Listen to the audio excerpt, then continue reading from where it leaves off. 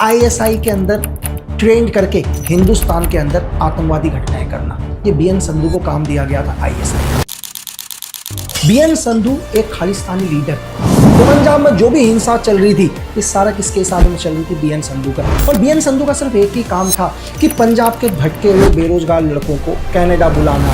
अवतार सेठी एक हिंदुस्तानी पंजाबी जो एक बड़ा बिजनेस टाइकॉन था, जिसका एक ही काम था आईएसआई की मदद करना ताकि हिंदुस्तान के अंदर आतंकवाद फैले। और इससे एक साल पहले ही सोफिया ने एक आईएसआई एजेंट को हनी ट्रैप करवाया और उसे पॉइजन देके खत्म करवाया। मोहन नारायण बोलते हैं तू साला यहाँ आके ये बोल रहा है कि भारत सरकार तुझे परेशान कर रही है, तू ये नहीं बता रहा कि तूने 4 पुलिस वालों को तू मार के यहाँ रखा है। आज जो भी पंजाब के अंदर जो भी खालिस्तान मूवमेंट चल रहे हैं, इसके पीछे कहीं ना कहीं अब्दुल खान का हाथ है। और अब्दुल खान को कौन सपोर्ट कर रहा है? उस टाइम के आईएसआई चीफ अब्दुल अख्तर रहमान। कैसे हिंदुस्तान के अंदर आतंकवादी गतिविधियों को बढ़ाया जा सके, इसके लिए आईएसआई को कई बड़ी वॉर इंडस्ट्री पैसा देती है, बड़े बड़े देश पैसा देते हैं। और हिंदुस्तान ने बोला था कि तुम अगर हमारे देश के खिलाफ गलत सोचोगे, गलत करोगे, तो मैं तुम्हें यकीन दिलाता हूं या वादा करता हूं कि तुम दुनिया के किसी भी कोने में रहोगे, तुम अपनी कुदरती मौत नहीं मरोगे।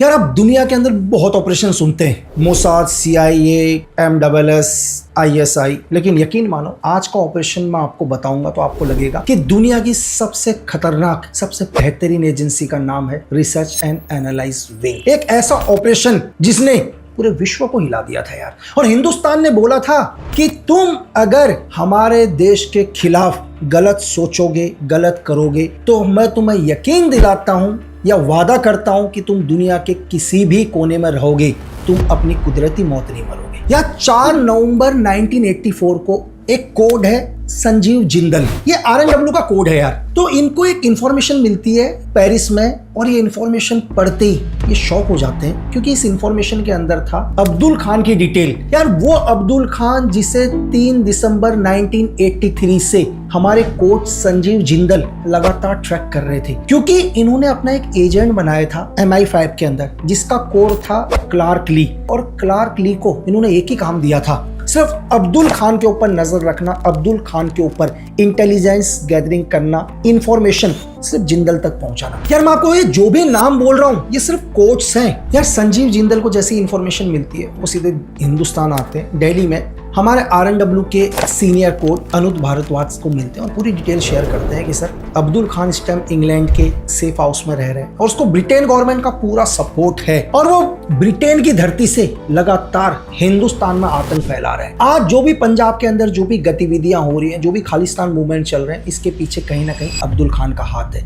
और अब्दुल खान को कौन सपोर्ट कर रहा है? उस टाइम के आईएसआई चीफ अब्दुल अख्तर रहमान। और वो बोलते हैं कि सर ये जो अब्दुल खान है ना, इसने ब्रेन वॉश कर दिया है बीएन संधू का।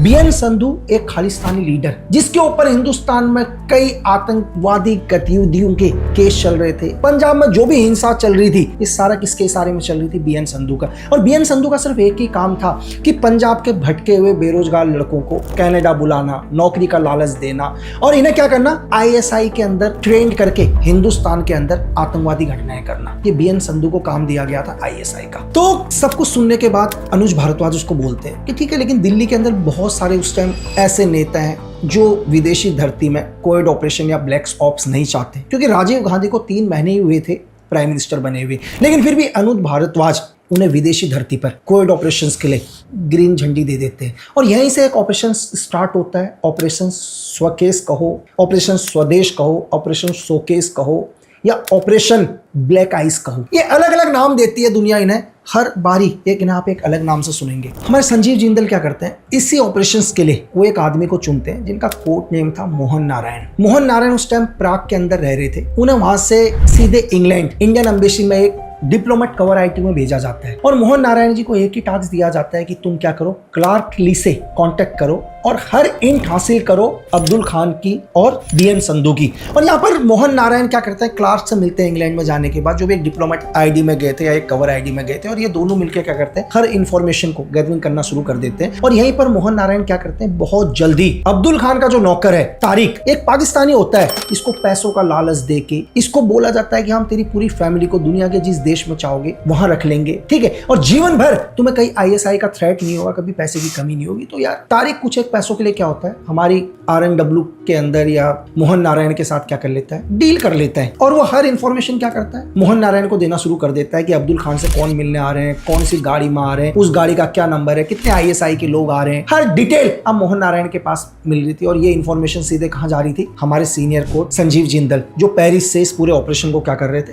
देख रहे थे। और तभी क्या होता है, यार जनवरी 1985 में ऑपरेशन लगातार चल रहा है और हमारे संजीव जिंदल क्या करते हैं, ऑस्ट्रेलिया के वेना में पहुंचते हैं, जहां इन्हें अपना एक पुराना एसेट से मिलना था जिसका नाम था सोफिया। सोफिया सबकॉन्शियस एसेट थी। ये दुनिया का वो एसेट होता है जो अपने देश के लिए काम नहीं करता या दूसरे देश के लिए काम नहीं करता, जिस देश ने उसे काम दिया हो। ये तीसरे देश के अगेंस्ट में काम करते हैं। जैसे संजीव जिंदल हमारे देश के लिए काम कर रहे थे और सोफिया क्या थी, ऑस्ट्रेलिया की रहने वाली थी, तो ये काम कर रही थी पाकिस्तान के लिए, पाकिस्तान के अगेंस्ट में। क्योंकि सोफिया क्या एक हिस्ट्री की स्टूडेंट थी और वो बहुत नफरत करती थी पाकिस्तान से, उसके एक्टिविटीज से। तो इसी का फायदा संजीव जिंदल ने 3 साल पहले लिया और 3 साल उन्हें एनालाइज किया सोफिया को। और जब उन्हें लगा कि सोफिया उनके लिए काम कर सकती है और एक बेस्ट एसेट हो सकती है जो पाकिस्तान के अगेंस्ट यूज किया जा सकता है, तो सोफिया तब से संजीव जिंदल के लिए कंटिन्यू इंफॉर्मेशन भी गैदरिंग कर रही थी, ब्लैक ऑप्स भी कर रही थी और कुछ एक ऐसे एजेंटों को भी तैयार कर रही थी जो हिंदुस्तान के लिए काम करें। और इससे 1 साल पहले ही सोफिया ने एक ISI एजेंट को हनी ट्रैप करवाया और उसे पॉइजन देके खत्म करवाया। और इसके बाद क्या हुआ, संजीव जिंदल को पता था कि जिस पाकिस्तानी एजेंट को संजीव जिंदल ने ब्लैक ऑप्स में खत्म किया, दिल्ली गवर्नमेंट ने इस ऑपरेशन की परमिशन नहीं दी, तो कहीं ये बात दिल्ली तक ना चला जाए। तो संजीव जिंदल ने धीरे धीरे सोफिया से दूरियां कर ली थी और आज 2 साल के बाद वो दोबारा सोफिया से मिलने आई। और सोफिया जब उनसे मिलती है तो सोफिया बोलती है कि हाँ, मुझे मालूम है कि आपके प्रोफेशन में ये चीजें, मैं इससे नाराज नहीं हूं। तो जिंदल उनको एक काम देते हैं और जिंदल एक फोटो दिखाते हैं कि ये हरप्रीत आहूजा है और ये कहीं ना कहीं इस टाइम ऑस्ट्रेलिया के अंदर ही रह रहा है। और सोफिया को बोलते हैं कि ये आदमी बहुत इंपॉर्टेंट है इस टाइम हमारे देश के लिए, तुम कैसे भी इसे ढूंढ कर दो। और इसके बदले उस टाइम $10,000 के आसपास सोफिया को दिया जाता है और यहाँ से संजीव जिंदल दोबारा पेरिस आ जाते हैं अपने कमांड बेस के अंदर। और लंदन एम्बेसी में अपने मोहन नारायण और क्लार्क ली MI5 का जो एजेंट है वो लगातार अब्दुल खान के ऊपर नजर रख रहे हैं। लेकिन वो एक क्या करते हैं, एक सॉफ्ट टारगेट को एनालाइज कर लेते हैं कि कौन सा ऐसा सॉफ्ट टारगेट है जो दोबारा हमारे लिए काम कर सके। इसी में से एक नाम होता है हरप्रीत मान। वो हरप्रीत आहूजा था जिसको सोफिया ढूंढ रही है, ये हरप्रीत मान। ये हरप्रीत मान क्या कर रहा था, इंग्लैंड के इमिग्रेशन में आकर बार बार ब्रिटेन गवर्नमेंट को एक अर्जी लगा रहा था कि उसे भारत सरकार से खतरा है और भारत सरकार उसे परेशान कर सकती है, तो उसको इंग्लैंड के अंदर आश्रय दिया जाए या मतलब सिक्योर किया जाए। तो तभी क्या होता है, ये हरप्रीत मान MI5 के क्लार्क ली से मिलता है, टकराता है। तो क्लार्क ली इसको बोलता है कि ठीक है, मैं तुम्हें पूरी सेफ्टी देता हूँ और सरकार से तुम्हारी क्या करूंगा, एक फेवर करवाऊंगा कि इंग्लैंड गवर्नमेंट तुम्हें सपोर्ट करे, तुम कल मुझे मिलो। तो ये बिल्कुल इसको लगता है कि अब बड़ी मतलब दिनों के बाद ईश्वर ने इसकी सुन ली। तो अगले दिन ये क्लार्क ली से जाता है उसकी पहुंच बताई हुई जगह में। जैसे ही पहुंचता है तो मोहन नारायण तो वहां पहले से होते हैं, इसको बहुत बढ़िया तरीके से अपने तरीके से इससे पूछताछ करते हैं। जब इसको लगता है कि यार अब बचने का तो कोई तरीका नहीं है, तो ये पहले ही बोलता है कि सर कि मैं हाँ बिल्कुल, मैं गलती से क्या हो गया था, मैं हरबख्श की बातों में आ गया था। हरबख्श कौन, BN संधू का राइट हैंड या उसका भाई भी कह सकते हैं, चचेरा भाई भी, जिसने भी हिंदुस्तान में बहुत सारे खालिस्तान मूवमेंट करवाए, बहुत सारे इनोसेंट लोगों को मारा है, बहुत सारे ब्लास्ट करें। वो उस टाइम क्या है, BN संधू का बहुत खास है। तो ये बोलता है सर मेरी तो मजबूरी थी, मैं गलती से क्या हुआ कि हरबख्श की बातों में आ गया और मैंने पंजाब के अंदर जो भी आतंकवादी गतिविधियां थी वो करी, लेकिन मैं अब इन सब चीजों से निकलना चाहता हूँ। तो मोहन नारायण बोलते हैं तू साला यहाँ आके ये बोल रहा है कि भारत सरकार तुझे परेशान कर रही है, तू ये नहीं बता रहा है कि तूने 4 पुलिस वालों को तू मार के यहाँ रखा है, कई इनोसेंट लोगों को तू यहाँ मार के आ रखा है और तू आज ये बोल रहा है कि भारत सरकार तुझे परेशान कर रही है। तो हरप्रीत बोलता है कि सर मैं जान बख्श दो। तो यहीं पर मोहन नारायण बोलते हैं बस तेरा एक ही काम है, तो मुझे BN संधू और हरबख्श की हर रिपोर्ट देगा। और यहीं से क्या करते हैं, ये अपना एक एसेट बना लेते हैं उसको और बोलते हैं तुझे पैसों की भी कोई कमी नहीं आएगी, तेरी पूरी फैमिली को सेटल करने की जिम्मेदारी हमारी है, और उससे कुछ पैसों से भी मदद कर देते हैं। अब यहाँ से हरप्रीत भी क्या करता है, लगातार हरबख्श के ऊपर और BN संधू और अब्दुल खान के ऊपर नजर रखना शुरू करता है और इनकी हर मूवमेंट किसको देता है, मोहन नारायण को। और मोहन नारायण की हर इंफॉर्मेशन कहां तक पहुंचती है, कोर्ट जिंदल तक पहुंचती है और जिंदल सारे के सारे कोर्ट इंफॉर्मेशन कहां, भारत में, जो हमारे सीनियर कोर्ट अनुज भारद्वाज तक हर इंफॉर्मेशन को देते हैं। तो धीरे धीरे चीजें चल रही होती है। 3 महीने के बाद 6 अप्रैल 1985 को एक इंफॉर्मेशन पहुंचती है संजीव जिंदल तक, जो सोफिया की रिपोर्ट थी कि उन्हें हरप्रीत आहूजा के बारे में पता चल गया, उसकी लोकेशन पता चल गई है। तो जिंदल अगले ही दिन 7 अप्रैल 1985 को सीधे वापस वियना पहुंचते हैं और सोफिया उन्हें बताती है कि यार उसकी तो बहुत बुरी हालत है, हरप्रीत आहूजा की, एक रेस्टोरेंट में काम कर रहा है, उसके पास पैसे भी नहीं है और बहुत परेशान नजर आ रहा है। तो सोफिया ने हरप्रीत आहूजा से पहले ये कह दिया था कि तुमसे कुछ लोग मिलने आना चाहते हैं जिनका इंपोर्ट एक्सपोर्ट का काम है और वो चाहते हैं कि तुम उनके लिए काम करो।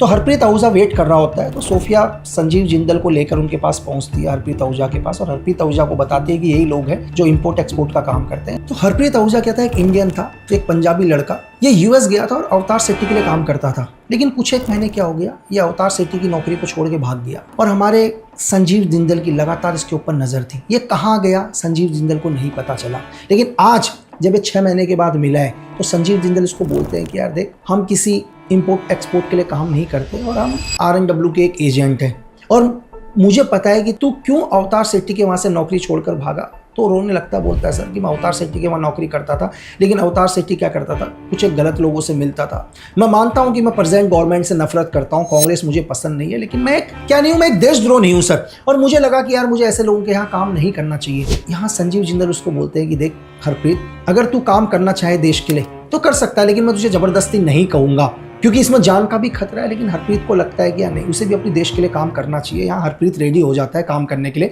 तो संजीव जिंदल उसको बोलते हैं कि तुम और सोफिया क्या करो, पति पत्नी बनकर जाओ दोबारा कैलिफोर्निया, वहाँ अवतार सेट्टी से दोबारा मिलो और मुझे अवतार सेट्टी की हर इंफॉर्मेशन, उसकी हर ट्रांजेक्शन मुझे चाहिए। अब यहाँ से क्या होता है, सोफिया और दोबारा हरप्रीत US पहुँचते हैं, कैलिफोर्निया, वहाँ अवतार से मिलते हैं, अवतार सेट्टी से, और अवतार सेट्टी से बोलता है भाई तू क्यों चला गया था छोड़कर। तो उसने बताया कि सर कुछ एक प्रॉब्लम हो गई थी घर में, ये वो चीज़ें। तो अवतार सेट्टी वैसे ही परेशान दिख रहा था क्योंकि US गवर्नमेंट ने क्या किया था, पाकिस्तान के कुछ एक बैंकों को क्या कर दिया, बैन कर दिया था, और अवतार सेट्टी इन्हीं बैंकों के थ्रू क्या करता था, BN संधू और अब्दुल खान तक पैसा पहुंचाता था। अवतार सेट्टी एक हिंदुस्तानी पंजाबी जो एक बड़ा बिजनेस टाइकॉन था, जिसका एक ही काम था ISI की मदद करना, BN संधू जैसे आदमी और अब्दुल खान जैसे लोगों को मदद करना, ताकि हिंदुस्तान के अंदर आतंकवाद फैले, और इस सब के बदले उसे बहुत मोटा पैसा देती थी कौन, ISI। यहाँ हरप्रीत मान हरबख्श की हर एक्टिविटी मोहन नारायण को देता है, और इस बार वो कुछ बात रिकॉर्ड कर देता है जिसके अंदर हरबख्श क्या कर रहा है, ब्रिटेन की पाकिस्तान एम्बेसी में काम कर रहे एक डिप्लोमेट से बात कर रहा है जो एक्चुअल में ISI का एक हैंडलर है और डिप्लोमेट की कवर ID में है, और वो डिप्लोमेट उसको बता रहा है कि हिंदुस्तान के अंदर तुम जितने ज़्यादा रिक्रूटमेंट करोगे या जितने ज़्यादा धमाके करोगे, तुम्हारा बैंक बैलेंस उतना बढ़ेगा। और ये इन्फॉर्मेशन मोहन नारायण तक आती है और एक बहुत बड़ा एविडेंस था पहली बार ब्रिटेन को दिखाने का कि तुम्हारी धरती से हिंदुस्तान के अंदर किस तरह से आतंकवाद फैलाया जा रहा है। क्योंकि इससे पहले इंडियन गवर्नमेंट ने कई बार ब्रिटेन को बताया कि तुम्हारी धरती से हिंदुस्तान के अंदर खालिस्तान मूवमेंट चलाए जा रहे हैं, लेकिन ब्रिटेन ने यह कहा कि यह प्रॉब्लम हिंदुस्तान की है, ब्रिटेन के नहीं है, और ब्रिटेन की धरती में ऐसा कोई भी आतंकवादी संगठन नहीं है जो हिंदुस्तान को नुकसान पहुंचा रहा हो। तो ये पहला एक बड़ा एविडेंस था। ये इन्फॉर्मेशन भारत के RNW के उस टाइम के चीफ AK वर्मा तक पहुंचती है, और AK वर्मा इस इन्फॉर्मेशन को उस टाइम के प्रधानमंत्री राजीव गांधी को देते हैं कि राजीव गांधी इससे पहले इंग्लैंड गवर्नमेंट से बात करते, हरबख्श और पाकिस्तान का वो हैंडलर गायब हो जाता है। जिस चीज के लिए हमने इतनी मेहनत करी, या ब्रिटेन गवर्नमेंट को जो इन्फॉर्मेशन देते, इससे पहले दोनों के दोनों गायब। फिर हमारी एजेंसी के लिए एक और दिक्कत कि ये लोग कहाँ चले गए, और यहाँ सोफिया और हरप्रीत आहूजा अवतार सेट्टी के हर मूवमेंट पर नजर रख रहे थे, उसके हर बैंक की डिटेल जिंदल तक पहुंचती है। और एक दिन क्या होता है, ये दोनों के दोनों अपनी सोफिया और हरप्रीत आहूजा अवतार सेट्टी को बोलते हैं कि इनके घर के अंदर एक फंक्शन है और इन्हें घर जाना है। तो अवतार सेट्टी से ये लोग छुट्टी लेके घर चले जाते हैं, और तभी 2 दिन के बाद क्या होता है, इनके दरवाजे के अंदर एक डिप्लोमेट इंडियन एम्बेसी में काम करते हुए जिनका कोट गुप्ता, वो अवतार सेट्टी के पास आते हैं और अवतार सेट्टी को बोलते हैं कि तुम पाकिस्तान ISI की हर इंफॉर्मेशन अब हमें दो। तो अवतार सेट्टी तो सीधा मना कर देता है, बोलता है भाई मैं एक NRI हूँ, एक अच्छा बिजनेसमैन हूँ अमेरिका की धरती में, आप जबरदस्ती मेरे ऊपर ब्लेम लगा रहे हो। तो तभी क्या होते हैं, हमारे जो डिप्लोमेट कोड होते हैं गुप्ता, वो एक फाइल सामने रखते हैं जहाँ अवतार सेट्टी की बैंक की हर डिटेल होती है, हर ट्रांजेक्शन होती है, जो ये ट्रांजेक्शन BN संधू और अब्दुल खान तक दे रहा था। ये देखती अवतार सेट्टी शॉक, और गुप्ता यहाँ बोलते हैं कि इतना एविडेंस काफ़ी है तुम्हें अमेरिका की धरती में फांसी के फंदे तक पहुंचाने की। तो अवतार सेट्टी को पता चलता है कि यार अब बचने का कोई तरीका नहीं है, तो RNW के साथ क्या करता है, समझौता कर लेता है। यहाँ पर कोर्ट गुप्ता क्या करते हैं, अवतार सेट्टी को ब्राजील होते हुए, मोरक्को से होते हुए संजीव जिंदल तक लेके आते हैं पेरिस में, क्योंकि उन्हें पता होता है कि इस अवतार सेट्टी के ऊपर आईएसआई की लगातार नजर है। कहीं आईएसआई को ये भनक ना लगे कि ये हमारे आरएनडब्ल्यू के हाथ लग चुका है। जब इसे पेरिस लाया जाता है तो आरएनडब्ल्यू अपने तरीके से पूछता है, तो महज 2-3 मिनट के अंदर ही ये तोते की तरह बोलना शुरू कर देता है यार। ये बताता है कि किस तरह से आईएसआई क्या करती है, पूरा फंड देती है ताकि खालिस्तानी रिक्रूटमेंट को बढ़ाया जा सके,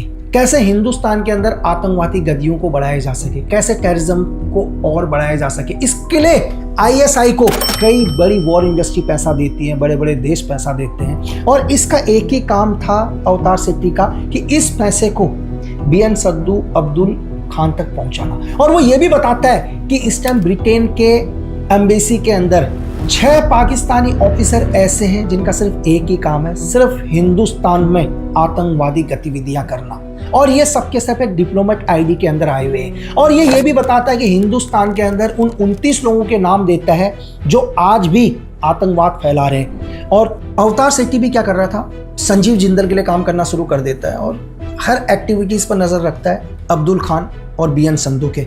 और जितने भी इसको सबूत मिलते हैं ये सारे के सारे क्या करता है, संजीव जिंदल तक पहुंचाता है। और संजीव जिंदल को एक और बड़ी इंफॉर्मेशन मिलती है इसी अवतार सेट्टी के थ्रू कि हरबख्श जो 2 महीने पहले गायब हो चुका है, उस समय इस्लामाबाद में अपनी एक फैमिली के साथ रह रहा है। और तभी 2 दिन के बाद क्या करते हैं, संजीव जिंदल एक कोविड ऑपरेशन चलाते हैं पाकिस्तान की धरती में, जहां हरबख्श की गाड़ी एक नेशनल हाईवे पर एक ट्रक से टकराती है और हरबख्श की मौके में ही मौत हो जाती है। और यहाँ जितने भी सबूत जिंदल तक मिलते हैं वो काफी थे कि पाकिस्तान की धरती में क्या करना, बीएन संधू को एक्सपोज करना। और 1986 में राजीव गांधी क्या करते हैं, इन सारे सबूतों के आधार पर उस टाइम के ब्रिटेन की प्रधानमंत्री मार्गरेट थाटर को सारी इन्फॉर्मेशन देते हैं। और वो सारी इन्फॉर्मेशन मार्गरेट थाटर क्या करती है, अपनी एजेंसी के साथ शेयर करती है। और यहीं पर पहली बार स्कॉटलैंड की पुलिस बीएन संधू को अरेस्ट करती है।